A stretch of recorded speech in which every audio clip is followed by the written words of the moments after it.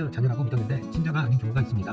대부분의 경우 주변에서 친자가 맞냐는 말을 많이 하고 닮은 곳이 하나도 없다는 식으로 말을 자주 듣기도 했지만 단 한 번도 의심을 하지는 않았습니다. 그러던 중에 부부관계가 다른 이유로 인해서 파탄이 나서 이혼을 하려고 준비를 하던 분들의 경우에는 혹시나 하는 마음에 확인차원차 유전자 검사를 아내 몰래 하는 경우들이 있습니다. 친자 확인 유전자 검사의 경우에는 단순 확인용이 있고 두번 제출용이 있습니다.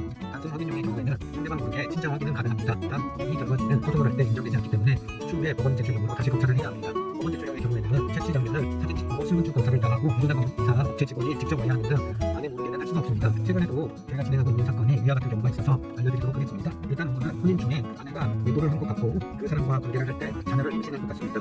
물론 아내의 주장은 그 당시에 원고와도 했기 때문에 원고의 친자라고 믿었다고 주장을 하고는 있습니다. 당연 원고는 친자일 것으로 믿었고 그래서 출생 신고를 했습니다. 자녀가 자라면 자랄수록 원고와 닮은 부분이 하나도 없다는 말을 자주 들었으나 아내를 믿었고 자신의 아들이라는 것은 결코 변하지 않았기 때문에 의심은 하지 않았습니다. 그렇게 혼인 기간이 30년이 넘은 상황에서 부부 사이가 좋지 않았고 그러다 보니 아내에게 이혼 얘기가 나오게 되었습니다. 그러다 보니 원고 또한 이혼을 심각하게 고민하던 중 예전부터 자녀가 본인을 닮지 않았다는 것이 마음에 걸렸었는데 그 부분을 확인차원차 유전자 검사를 아내 몰래 해봤는데 친자가 아니라는 결과가 나왔습니다. 그 결과지를 가지고 아내한테 추궁하자 처음에는 인정을 하지 않더니 다시 유전자 검사를 해서 동일하게 친자가 아니라는 결과가 나오자 아내는 그 당시에 다른 사람과 만남을 했었다는 것을 시인했습니다. 그리고 자신의 잘못을 인정하고 원고에게 위자료를 지급하고 이후 호적 정리에 대해서 모든 것을 협조하는 합의서를 작성한 후 협의 이혼을 했습니다. 협의 이혼이 된 이후 해당 친자가 아닌 자녀를 상대로 친생 부인의 소송을 해야 했습니다. 그런데 의뢰인은 이혼이 되면 저절로 빠져나가는 것으로 생각을 하고 그걸 안 하고 있던 중 자신의 가족관계증명서를 발급해보니 여전히 친자가 아닌 자녀가 있었습니다. 그래서 서둘러 상대방과 유전자 검사를 하고 상대방도 동의하에 소송을 들어갔습니다. 그래서 그 소송은 쉽게 결론이 날 것으로 예상이 되고 있습니다. 보통 친자가 아닌데 본인의 호적에 올리는 경우는 두 가지 이유가 있습니다.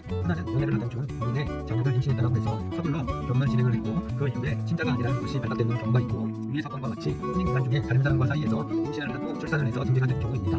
어떤 경우이든지 간에 친자가 아니라는 사실을 알았을 때는 그 상황을 반드시 inform을 해줘야 하고 유전자 검사를 해야 합니다. 그리고 나서 배우자에게 위자료 등을 받아야 합니다. 물론 이거는 안 받아도 상관은 없습니다. 그리고 해당 친자가 아닌 자녀를 상대로도 친생 부인의 소고 또는 친생자 관계 부정지 소송을 반드시 해야 합니다. 여기서 중요한 것은 친생 부인의 소를 해야 하는 경우에는 반드시 친자가 아니라는 사실을 만 날로부터 2년 이내에 해야지만 호적이 정리가 된다는 점 꼭 참고하시길 바랍니다.